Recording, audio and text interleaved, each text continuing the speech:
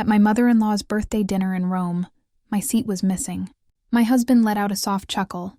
Oops, looks like we miscalculated. As the family laughed, I calmly replied, "Seems I'm not family," and walked out. Half an hour later, they realized I'd canceled the entire affair, the venue, the catering, everything. Their faces drained to a ghostly pale.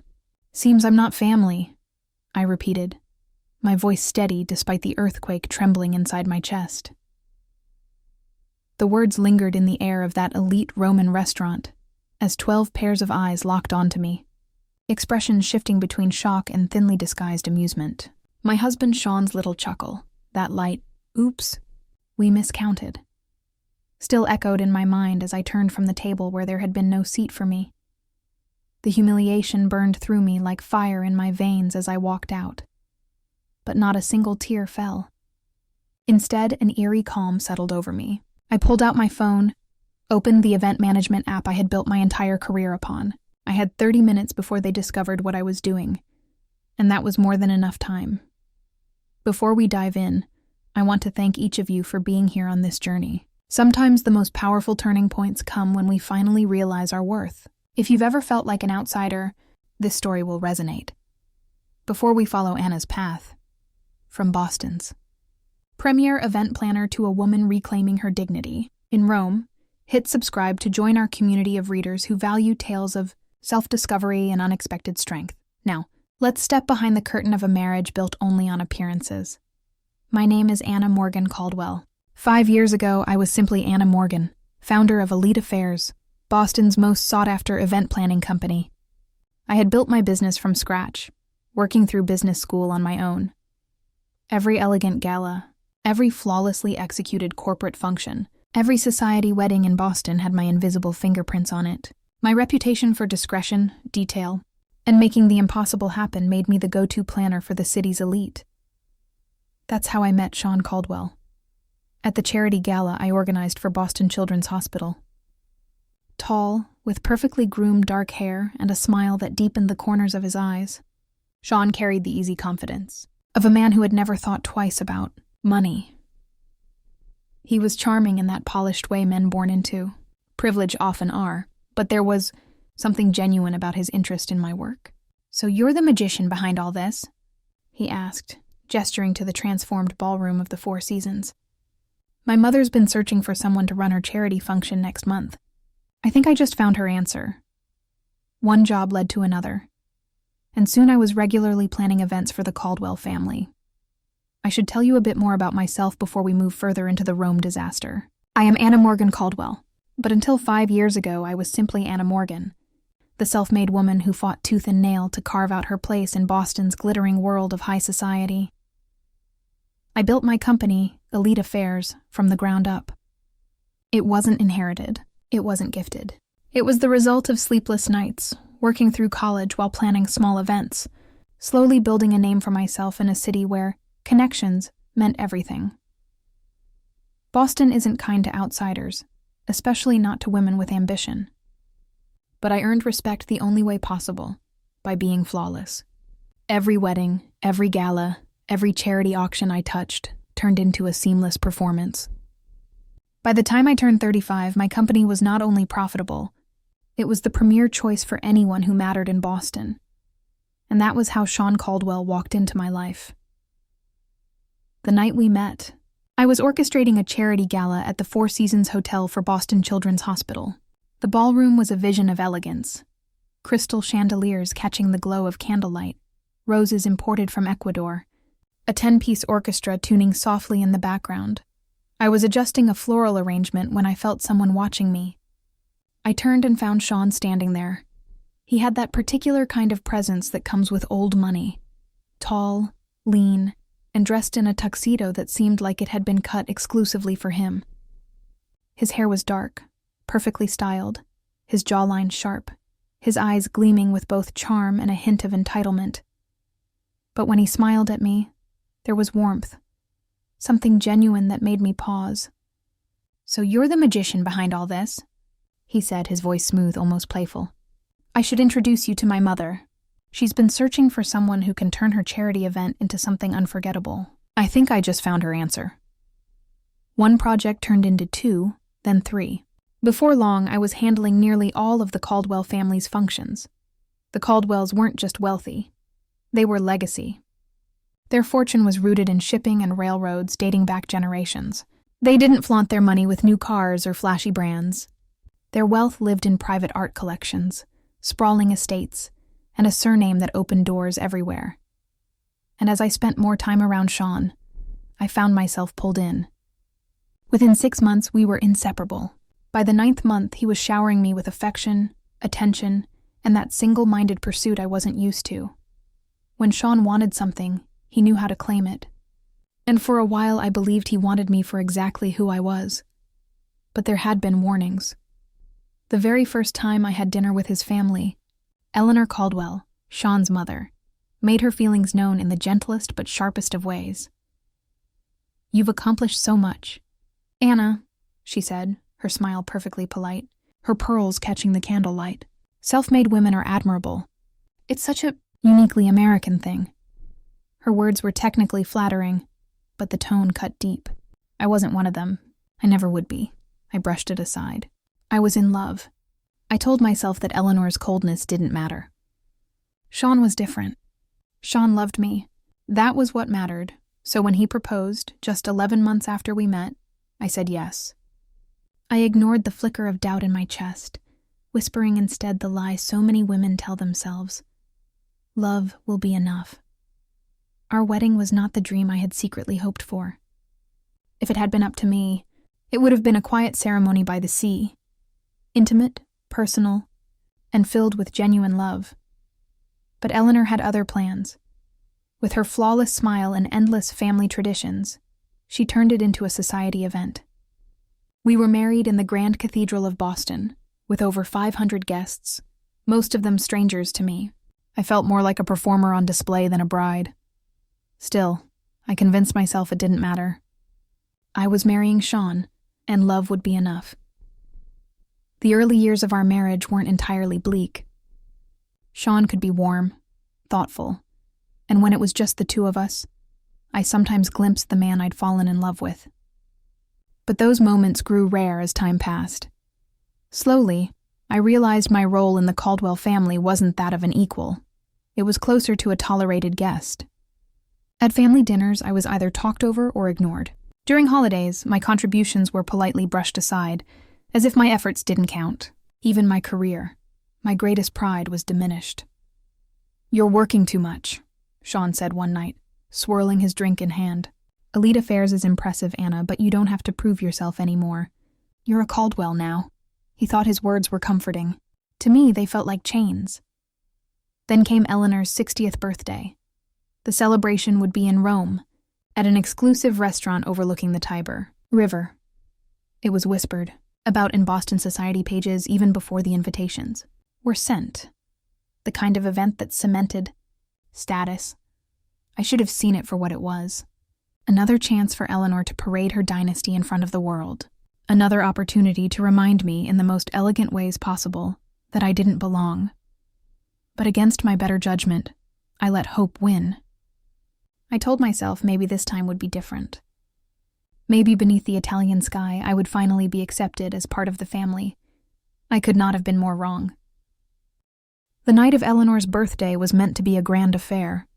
The restaurant had been closed exclusively for us. Crystal glasses lined the tables, candles flickered softly against marble walls, and every detail bore the unmistakable touch of wealth and old prestige. I arrived dressed in a gown I had carefully chosen. Simple, elegant, a quiet statement of grace. I told myself this night might finally shift something. Perhaps Eleanor would look at me and see not an outsider, but a woman worthy of her son and their name. Instead, it became the evening that burned everything to the ground. When I entered, laughter filled the room. The family was already gathered, glasses raised, voices buzzing with anticipation. But as I walked toward the long polished table, my steps slowed. There was no chair for me. I blinked, scanning again. Every place was neatly set, except there was none left at the table. For a heartbeat, I thought it had to be a mistake. But then Sean chuckled lightly, his tone casual, almost amused. "Oops, looks like we miscounted." The family laughed softly, their faces showing polite amusement. I stood frozen, humiliation rushing through me in hot waves. Finally, I forced a thin smile and said evenly, "Seems I'm not family after all." And with that, I turned and walked out. The air outside hit me like ice, but inside, a strange calm settled. No tears, no trembling, just clarity. For years, I had bent myself to fit into their world, shrunk parts of myself, endured their subtle dismissals. But at that table, with no seat for me, it all crystallized. I would never belong, no matter how hard I tried. I pulled out my phone. The event was under my company's control. The contracts, the catering, the logistics. In less than 30 minutes, I had undone it all. The birthday gala. Eleanor had spent months boasting about no longer existed. Back inside, I returned just as the servers approached. Their smiles faded when they realized there was no service, no dinner, no party. Whispers filled the air, panic spreading like wildfire. The Caldwells' faces turned pale, as though the chandeliers above had drained the color from them. I stood there, calm and steady, and repeated the words that had carried me out earlier. Seems I'm not family. Only this time, they understood what I meant. The fallout was immediate. Within hours, Boston society pages were buzzing. The canceled birthday dinner of Eleanor Caldwell became the talk of every circle that thrived on scandal. The whispers weren't about me, though. They were about them. About how the mighty Caldwells had been left humiliated in the heart of Rome. When we returned home, silence clung to our house like a heavy fog. Sean avoided me, his once smooth charm replaced with short tempers and cold dismissals. I could see the resentment in his eyes every time he looked at me. "You embarrassed my mother in front of everyone," he said one evening, his jaw tight, his voice low but sharp. "I saved myself," I replied evenly, refusing to look away. It wasn't just a dinner I had ruined. I had shattered the perfect image they curated so carefully. For them, appearances were everything, and I had lit a match under the facade. Nights became colder. Conversations became shorter. Sean spent more time away, often claiming late meetings that I no longer bothered questioning. The distance between us stretched wider with every passing week, until we were two strangers occupying the same house. But the silence gave me clarity.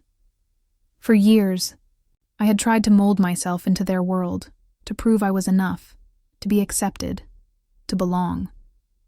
And for years I had been dismissed, diminished, and quietly erased. Rome had only made the truth undeniable. I wasn't losing a family. I was shedding a cage.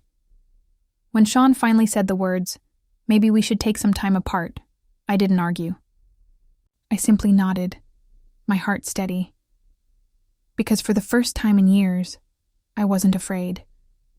After Rome, something inside me shifted permanently.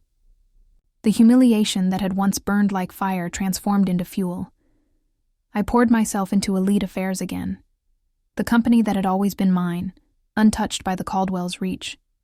My clients didn't care about gossip in society pages. They cared that their events were flawless, unforgettable, and carried my signature touch. Work became my sanctuary. Every wedding I designed, every gala I orchestrated, every corporate retreat I perfected. Each one reminded me of who I truly was, capable, resilient, unstoppable. But it wasn't just about business anymore. It was about reclaiming the pieces of myself I had set aside during my marriage. I redecorated the house. Not the grand Caldwell estate, but the home I had quietly purchased years ago with my own earnings. A townhouse with sunlit windows and a small garden. I filled it with books I loved, paintings that spoke to me, and colors Eleanor would have sniffed at with disdain. For the first time in years, my space reflected me. I reconnected with friends I had neglected, women who reminded me of laughter and late-night conversations. I traveled, not to keep up appearances, but to places that stirred my soul.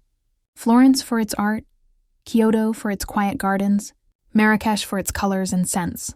And slowly, piece by piece, I felt my spirit expand again. Sean's absence became less of a wound and more of a release. Without his shadow, I found I could breathe fully. One evening, standing on the balcony of my townhouse, a glass of wine in hand, I realized something profound. I had spent years believing love was about shrinking myself to fit into someone else's world. But real love, the kind I needed, would never require me to become smaller.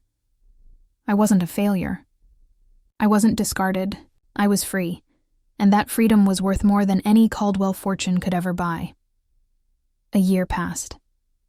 Time didn't erase everything, but it softened the jagged edges. The Caldwells had all but vanished from Boston's social scene. Their investment empire crumbled under scrutiny, and whispers of betrayal followed them into every remaining circle. Eleanor, once the queen of galas, was rarely seen in public anymore. Her diamond necklaces no longer sparkled under chandeliers, but sat locked away, reminders of a past life slipping through her fingers. Sean remarried quickly, of course. Vanessa gave birth to their daughter, and society moved on to the next scandal. But whenever his name crossed my mind, it no longer brought the sting of betrayal. It brought indifference, the truest kind of freedom. My own world, meanwhile, flourished. Elite affairs thrived like never before. Clients admired not just my skill, but my strength. They whispered about Rome, about the missing chair, about how I had turned humiliation into triumph, though never in front of me. They didn't need to. The respect in their eyes was enough. On the anniversary of that night in Rome, I stood on the Amalfi Coast, overlooking a wedding I had designed for a Hollywood couple. The sea shimmered with the colors of sunset, and music drifted through the air. I thought about the woman I had been at that Roman restaurant, trembling inside, yet outwardly composed, staring at a table where no seat had been left for me. And I thought about the woman I had become. One who no longer waited for permission to belong. One who created her own place, her own table, her own life. Freedom wasn't loud. It wasn't dramatic. It was steady. It was waking up each morning knowing I answered to no one but myself. As I lifted my glass to the horizon, I whispered the words that had once cut me to the bone, but now felt like liberation. Seems I'm not family. And in that moment, I smiled, because I finally understood. I didn't need to be part of their family. I had built my own,